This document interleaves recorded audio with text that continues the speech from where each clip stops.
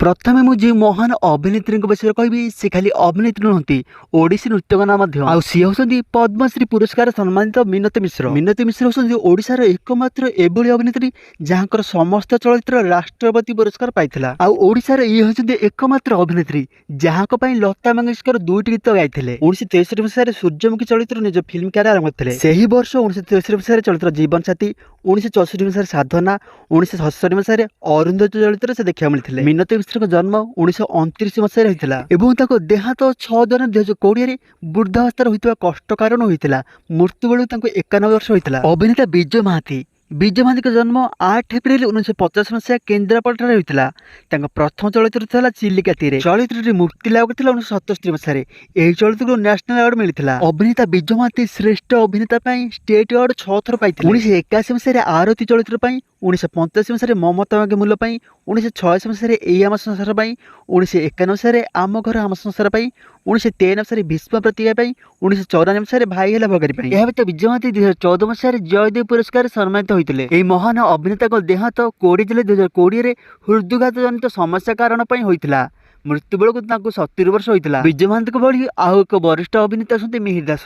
जन्म होते 11 फेब्रुआरी 1959 मसीह। अभिनेता मिहिर दास 1980 मसीह रामायण चलचित्र निज फिल्म क्यारियर आरंभ करते, किंतु नायक भूमिका 1986 मसीह स्कूल मास्टर देखा मिलता। यह व्यतीत अभिनेता मिहिर दास 1996 मसीह पुओ मोर भोलाशंकर, 1997 मसीह सौभाग्यवती, 1998 मसीह लक्ष्मी प्रतिज्ञा, 1969 मसीह विधाता, 2001 राखी बांधिले रक्षीमान, 2005 फेरी आम सुना भौणी, 2006 मु तो लव करछि, 2010 प्रेम अढेकर स्टेट अवार्ड पाई। महान अभिनेता देहांत 11 जनवरी 2022 दुईटी किडनी नष्ट होता कारण होता। मृत्यु बेलू 62 वर्ष होता। अभिनेता रायमन परिडा जन्म 10 जुलाई 1963 मसीहा। यही अभिनेता जनक 1986 मसीह पक्का कमल पोथचर एक छोट भूमिका अभिनय करते। चलचित्र कोटी मनुष्य गोटे जगह और रणभूमि अभिनय को लोक मैंने बहुत पसंद करते। यही अभिनेता जनक 24 जून 2022 निज घर समस्या निज बासभवन में आत्महत्या करते। मृत्यु बेलू 59 वर्ष होता। ओडिया चलचित्र नंबर 1 खलनायक हर पट्टनायक जन्म 12 अक्टोबर 1958। हर पट्टनायक भली खलनायक अभिनेता ओडिया चलचित्र केबे भी आसी नांती। 1977 मसीह सुना हसर चलचित्र शिशिर मिश्र सहकारी भाव क्यारियर आरंभ करते, किंतु हर पट्टनायक अभिनेता प्रथम चलचित्र था सहरी बाग, रिलीज होता 1985 मसीह। अभिनेता हर पट्टनायक 2008 ब्लड कैंसर रोग में आक्रांत होते। ब्लड कैंसर 13 जनवरी 2015 मृत्यु होता। मृत्यु बेलू 57 वर्ष होता। अभिनेता शांति स्वरूप मिश्र जन्म 1949 मसीहा। 1974 मसीह चलचित्र मन आकाश निज फिल्म क्यारियर आरंभ करते। यापर 1976 मसीह कृष्ण हदामा, 1978 मसीह बंधुमा चलचित्र से अभिनय करते। यही अभिनेता देहांत 2021 दुर्घटनावशात बाथरूम पड़ी होता। मृत्यु बेलू 62 वर्ष होता। अभिनेता ब्योमकेश त्रिपाठी जन्म 1929 मसीहा। यही अभिनेता जनक 1950 मसीह चलचित्र सप्तहजार निज फिल्म क्यारियर आरंभ करते। 1975 मसीह ममता चलचित्र बेस्ट डायरेक्टर भाई स्टेट अवार्ड मिलता। अभिनेता ब्योमकेश त्रिपाठी 50 रु अधिक चलचित्र से अभिनय करते। 1913 मसीह से जयदेव पुरस्कार सम्मानित होती। अभिनेता देहांत 1957 मसीह हृदयघात कारण होता। मृत्यु बेलू 68 वर्ष होता। एबे जो अभिनेत्री विषय कह विषय आपड़ जाने भी आश्चर्य हेबे। सी होती अभिनेत्री मणिमाला देवी जन्म 19 जून 1931 मसीहा। अभिनेत्री मणिमाला देवी 1960 मसीहा चलचित्र श्रीलोकनाथ निज फिल्म क्यारियर आरंभ करते, जहाँ ओडिशार प्रथम राष्ट्रपति पुरस्कार चलचित्र। अभिनेत्री मणिमाला देवी चलचित्र व्यतीत बहुत मंच नाटक से अभिनय करते। आपड़ जानी आश्चर्य हेबे अभिनेत्री मणिमाला देवी से केबे भी पाठ पढ़ी नथिले, किंतु अभिनय देखिए आपण केबे भी जानी पारिबे ना जे से पाठ पढ़ी नाथि बोली। आवड़ विषय कथाबार्ता 1987 मसीह ओडिशा संगीत नाटक एकाडेमी अवार्ड, 1969 मसीह गुरु केलुचरण महापात्र अवार्ड, 2000 मसीह जयदेव पुरस्कार और 2008 कवि सम्राट उपेन्द्र महतो पुरस्कार से सम्मानित होते। अभिनेत्री पाखापाखि 40 चलचित्र अभिनय करते, से 14 चलचित्र को नेशनल अवार्ड मिलता। यह महान अभिनेत्री को देहांत 16 जून 2016 बार्धक्य जनित छाती जंत्रणा जोग होता। मृत्यु बेलू 84 वर्ष होता। अभिनेत्री भानुमती देवी जन्म 15 मई 1934 मसीहा। यही अभिनेत्री 1954 मसीह चलचित्र आमरी गाँ झुअरु निज फिल्म क्यारियर आरंभ करते। अभिनय कार्य ଚରିତ୍ର କିଏ କାହାର, ମାଟିର ମଣିଷ ଏବଂ ସମୟକୁ ଲୋକମାନେ ବହୁତ ପସନ୍ଦ କରୁଥିଲେ। ଅଭିନେତ୍ରୀ ଭାନୁମତୀ ଦେବୀଙ୍କ ଶେଷ ଚଳଚ୍ଚିତ୍ର ଥିଲା ଜୟଦେବ, ମୁକ୍ତି ଲାଭ କରିଥିଲା 1986 ମସିହାରେ। 2003ରେ ତାଙ୍କୁ ଜୟଦେବ ପୁରସ୍କାରରେ ସମ୍ମାନିତ କରାଯାଇଥିଲା। ଏହି ଅଭିନେତ୍ରୀଙ୍କ ଦେହାନ୍ତ 4 ଜାନୁଆରୀ 2013ରେ ବାର୍ଦ୍ଧକ୍ୟ ଅବସ୍ଥା ପାଇଁ ହୋଇଥିଲା। ମୃତ୍ୟୁ ବେଳକୁ ତାଙ୍କୁ 79 ବର୍ଷ ହୋଇଥିଲା। ଅଭିନେତା ଅକ୍ଷୟ ମହାନ୍ତି କାଶ୍ୟପ ଜନ୍ମ 19 ଡିସେମ୍ବର 1937 ମସିହା। ଚଳଚ୍ଚିତ୍ର ଶ୍ରୀଲୋକନାଥ ନିଜ ଫିଲ୍ମ କ୍ୟାରିୟର ଆରମ୍ଭ କରିଥିଲେ।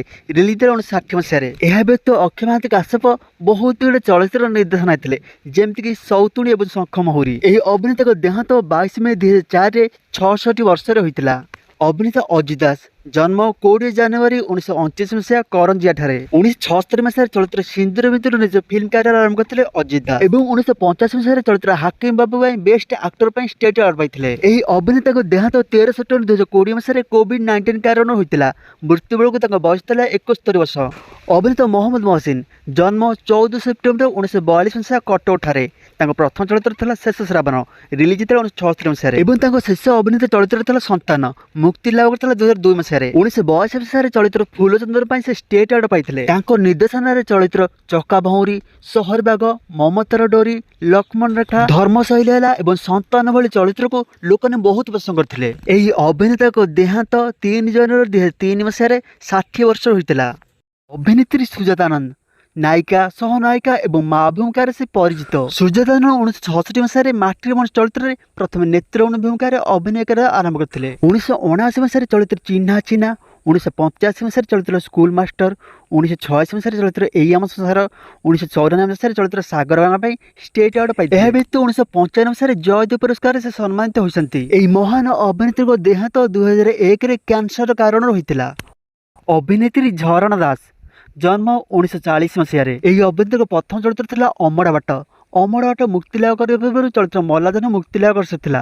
ଚଳଚ୍ଚିତ୍ର ରିଲିଜ ଥିଲା 1963 ମସିହାରେ। ଅଭିନେତ୍ରୀ ଝରଣା ଦାସ ରେଡ଼ିଓରେ ବହୁତ ଗୁଡ଼ିଏ ନାଟକରେ ନିଜ ଭଏସ୍ ଦେଇଛନ୍ତି, ଯାହାକୁ ଲୋକମାନେ ଆଜି ମନେ ରଖିଛନ୍ତି। ଅଭିନେତ୍ରୀ ଝରଣା ଦାସ ପୂର୍ବତନ ପ୍ରଧାନମନ୍ତ୍ରୀ ଇନ୍ଦିରା ଗାନ୍ଧୀ ଠାରୁ ପୁରସ୍କାର ମଧ୍ୟ ପାଇଛନ୍ତି। 1973 ମସିହାରେ ଚଳଚ୍ଚିତ୍ର ଅଦିନ ମେଘ, 1982 ମସିହାରେ ଚଳଚ୍ଚିତ୍ର ସମୟ ବଡ଼ ବଳବାନ ପାଇଁ ଷ୍ଟେଟ୍ ଆୱାର୍ଡ ପାଇଛନ୍ତି। ଏହା ବ୍ୟତୀତ 1997 ମସିହାରେ ଜୟଦେବ ପୁରସ୍କାର ମଧ୍ୟ ସେ ସମ୍ମାନିତ ହୋଇସାରିଛନ୍ତି। ଏହି ଅଭିନେତ୍ରୀଙ୍କ ଦେହାନ୍ତ 2 ଡିସେମ୍ବର 2022ରେ ହାର୍ଟ ଆଟାକ୍ କାରଣରୁ ହୋଇଥିଲା। ମୃତ୍ୟୁ ବେଳକୁ ତାଙ୍କୁ 82 ବର୍ଷ ହୋଇଥିଲା।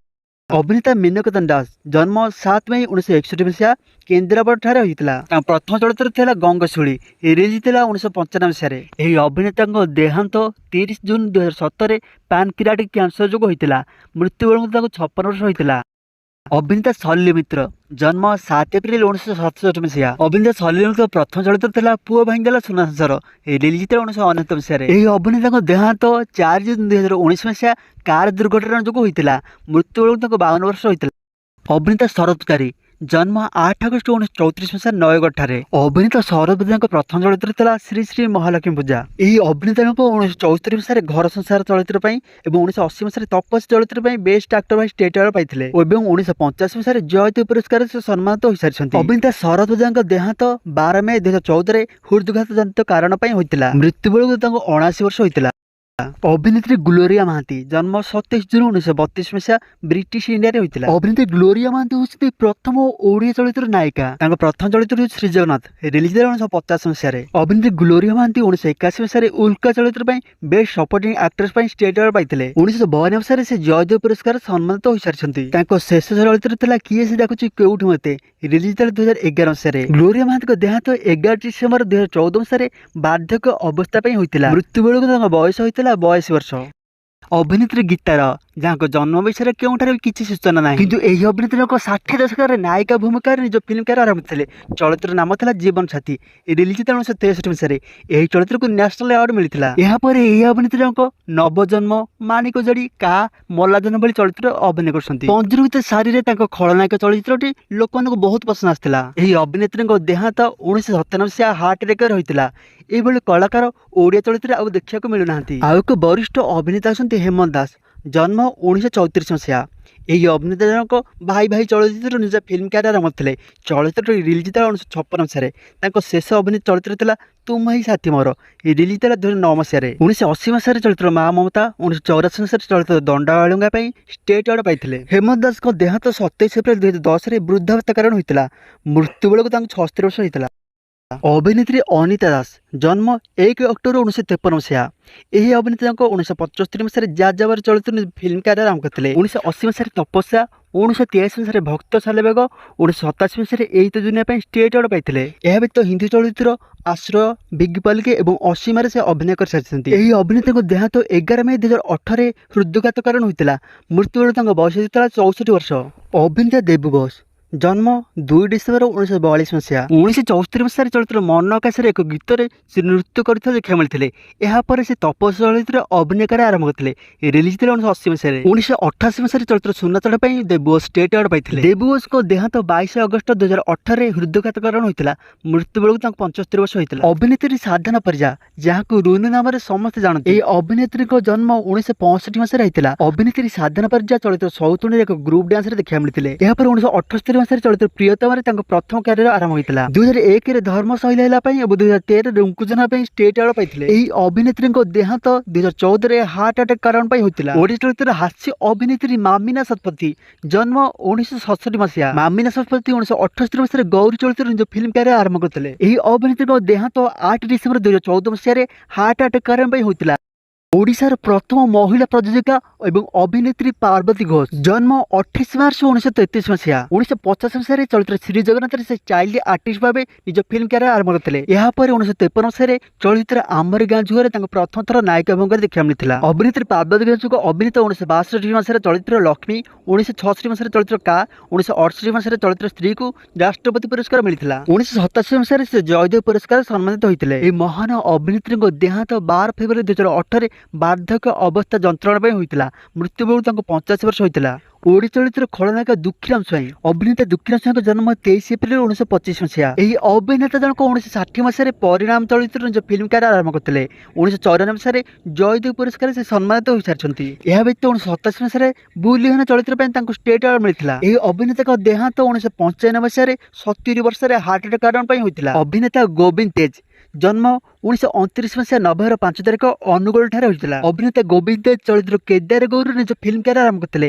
ଚଳଚ୍ଚିତ୍ର ରିଲିଜ୍ ଥିଲା 1954 ମସିହାରେ। 1984 ମସିହାରେ ଚଳଚ୍ଚିତ୍ର କାବେରୀ, 1987 ମସିହାରେ ଚଳଚ୍ଚିତ୍ର ତୁଣ୍ଡବାଇଦ, 2000 ମସିହାରେ ଚଳଚ୍ଚିତ୍ର ଗାରେ ସିନ୍ଦର ଧାରେଲ ପାଇଁ ଶ୍ରେଷ୍ଠ ନିର୍ଦ୍ଦେଶନା ଭାବେ ଷ୍ଟେଟ୍ ଆୱାର୍ଡ ପାଇଥିଲେ। 1986 ମସିହାରେ ତାଙ୍କୁ ଜୟଦେବ ପୁରସ୍କାର ସମ୍ମାନିତ କରାଯାଇଥିଲା। ଏହି ଅଭିନେତାଙ୍କ ଦେହାନ୍ତ 18 ଅଗଷ୍ଟ 2016ରେ 87 ବର୍ଷରେ ହୋଇଥିଲା। ଅଭିନେତା ସାମଲ ସାହୁ ଯିଏ ବାବି ନାମରେ ମଧ୍ୟ ପରିଚିତ। ଏହି ଅଭିନେତାଙ୍କ ଜନ୍ମ 22 ମାର୍ଚ୍ଚ 1918 ମସିହାରେ ହୋଇଥିଲା। ଚଳଚ୍ଚିତ୍ର ଶ୍ରୀ ଜଗନ୍ନାଥର ନିଜ ଫିଲ୍ମ କ୍ୟାରିୟର ଆରମ୍ଭ କରିଥିଲେ। ଏହି ଚଳଚ୍ଚିତ୍ର ରିଲିଜ୍ ଥିଲା 1950 ମସିହାରେ। 1973 ମସିହାରେ ଚଳଚ୍ଚିତ୍ର ବନ୍ଧନ ପାଇଁ ଷ୍ଟେଟ୍ ଆୱାର୍ଡ, 1984 ମସିହାରେ ଜୟଦେବ ପୁରସ୍କାର ସେ ସମ୍ମାନିତ ହୋଇଛନ୍ତି। ହିନ୍ଦୀ ଚଳଚ୍ଚିତ୍ର ବିଗ୍ ପାଲକରେ ମଧ୍ୟ ସେ ଅଭିନୟ କରିଥିଲେ। ଏହି ଅଭିନେତାଙ୍କ ଦେହାନ୍ତ 19 ନଭେମ୍ବର 2000 ମସିହାରେ ହାର୍ଟ ଆଟାକ୍ କାରଣ ପାଇଁ ହୋଇଥିଲା। ମୃତ୍ୟୁ ବେଳକୁ ତାଙ୍କୁ 22 ବର୍ଷ ହୋଇଥିଲା। ଅଭିନେତା ଧୀର ବିଶାଳ ଜନ୍ମ 1929 ମସିହା। 1954 ମସିହାରେ ଚଳଚ୍ଚିତ୍ର କେଦାର ଗୌରୀରେ ସେ ପ୍ରଥମ ଅଭିନୟ କରିଥିଲେ। 1980 ମସିହାରେ ସେ ଜୟଦେବ ପୁରସ୍କାର ସମ୍ମାନିତ ହୋଇଥିଲେ। ଅଭିନେତା ଧୀର ବିଶାଳ ବହୁତ ଗୁଡ଼ିଏ କଳାକାରଙ୍କୁ ଅଭିନୟ କରିବାର ସୁଯୋଗ ଦେଇଥିଲେ। ଅଭିନେତା ଧୀର ବିଶାଳଙ୍କ ଦେହାନ୍ତ 1995 ମସିହାରେ ହୃଦଘାତ ସମସ୍ୟା ପାଇଁ ହୋଇଥିଲା। ଅଭିନେତା ରବି ମିଶ୍ର 1957 ମସିହାରେ ଏହି ଅଭିନେତାଙ୍କ ଜନ୍ମ। 90 ଦଶକର ପପୁଲାର ଧାରାବାହିକ ଗୋପାଳ ରହସ୍ୟ କଥା ପାଇଁ ସେ ଘରେ ଘରେ ପରିଚିତ। 1980 ମସିହାରେ ରାମାୟଣ ଚଳଚ୍ଚିତ୍ରରେ ସେ ସୁଗ୍ରୀବ ଭୂମିକାରେ ନିଜ ଫିଲ୍ମ କ୍ୟାରିୟର ଆରମ୍ଭ କରିଥିଲେ। ଏହି ଅଭିନେତାଙ୍କ ଦେହାନ୍ତ 20 ଜାନୁଆରୀ 2021ରେ ହାର୍ଟ ଆଟାକ୍ କାରଣ ପାଇଁ ହୋଇଥିଲା। ମୃତ୍ୟୁ ବେଳକୁ ତାଙ୍କୁ 64 ବର୍ଷ ହୋଇଥିଲା। ଅଭିନେତ୍ରୀ ଦୀପା ସାହୁ ଜନ୍ମ 1985 ମସିହାରେ। ଏହି ଅଭିନେତ୍ରୀଙ୍କୁ ଓଡ଼ିଆ ଆଲବମରେ ଏକ ନୂଆ ଯୁଗ ସୃଷ୍ଟି କରିଥିଲେ ଏବଂ ଯୋଉଥିପାଇଁ ଆଜି ମଧ୍ୟ ସେ ସମସ୍ତଙ୍କ ପାଇଁ ପରିଚିତ। ଅଭିନେତ୍ରୀ ଦୀପା ସାହୁଙ୍କ ଦେହାନ୍ତ 2020 ମସିହା କ୍ୟାନ୍ସର କାରଣ ପାଇଁ ହୋଇଥିଲା। ମୃତ୍ୟୁ ବେଳକୁ ତାଙ୍କୁ 35 ବର୍ଷ ହୋଇଥିଲା। ଆଲବମର ସୁପରଷ୍ଟାର ପପୁ ଏହି ଅଭିନେତାଙ୍କ ଜନ୍ମ 1981 ମସିହାରେ ହୋଇଥିଲା। ଏହି ଅଭିନେତାଙ୍କ 2008ରେ ଭୁବନେଶ୍ୱର ଏକ ଘରେ ଆତ୍ମହତ୍ୟା କରିଥିଲେ। ମୃତ୍ୟୁ ବେଳକୁ ତାଙ୍କୁ 27 ବର୍ଷ ହୋଇଥିଲା। ଆଉ ଏକ ଅଭିନେତା ଅଛନ୍ତି ରଞ୍ଜିତ ପଟ୍ଟନାୟକ ଯାହାକୁ ରାଜା ନାମରେ ଲୋକ ଚିହ୍ନିଛନ୍ତି। ଅଭିନେତା ରାଜାଙ୍କ ମୃତ୍ୟୁ ଆଜି ବି ଗୋଟେ ରହସ୍ୟ। ଦୁର୍ଘଟଣା ନା ଆତ୍ମହତ୍ୟା ନା ହତ୍ୟା ଏହା ଆଜି ଯାଏଁ ବି ସ୍ପଷ୍ଟ ହୋଇପାରିନାହିଁ। କିନ୍ତୁ ପୋଲିସର ରିପୋର୍ଟ ଅନୁସାରେ 2016ରେ ସେ ଓଭରବ୍ରିଜରୁ ଡେଇଁ ଆତ୍ମହତ୍ୟା କରିଥିଲେ। ଓଡ଼ିଆ ଚଳଚ୍ଚିତ୍ର ଏବଂ ଧାରାବାହିକର ଅଭିନେତ୍ରୀ ନିକିତା ଦର୍ଶକ ବନ୍ଧୁ ନିକିତାଙ୍କ ଦେହାନ୍ତ 2019ରେ ପାରିବାରିକ କଳହ ପାଇଁ ଛାତରୁ ପଡ଼ି ହୋଇଥିଲା। ଦର୍ଶକ ବନ୍ଧୁ ଅଭିନେତ୍ରୀ ତିଳୋତ୍ତମା ଖୁଟିଆଙ୍କ ଦେହାନ୍ତ 2022ରେ ହାର୍ଟ ଆଟାକ୍ କାରଣ ପାଇଁ ହୋଇଥିଲା ଏବଂ ଅଭିନେତ୍ରୀ ରାଜେଶ୍ୱରୀଙ୍କ ଦେହାନ୍ତ 2022ରେ କ୍ୟାନ୍ସର କାରଣ ହୋଇଥିଲା। ଅଭିନେତା ପିଣ୍ଟୁ ନନ୍ଦ ଜନ୍ମ 1977 ମସିହା। ଅଭିନେତା ପିଣ୍ଟୁ ନନ୍ଦ ଧାରାବାହିକ ଚଳଚ୍ଚିତ୍ର ଏବଂ ଆଲବମରେ ଏକ ନୂଆ ପରିଚୟ ସୃଷ୍ଟି କରିଥିଲେ। ଅଭିନେତା ପିଣ୍ଟୁ ନନ୍ଦଙ୍କ ଦେହାନ୍ତ 1 ମାର୍ଚ୍ଚ 2023ରେ କ୍ୟାନ୍ସର ରୋଗ କାରଣ ହୋଇଥିଲା। दर्शक बंधु यह व्यक्त ओडिया चलचित्र आहु बहुत गुड़े अभिनेता अभिनेत्री अच्छा जमी सुखलता उर्वशी राधा पंडा नरी स्वरूप नायक गौरव घोष लीला दुलाली और अक्षय महांती काश्यप भली बहुत गुड़े कलाकार ए दुनिया बर्तमान नहांती।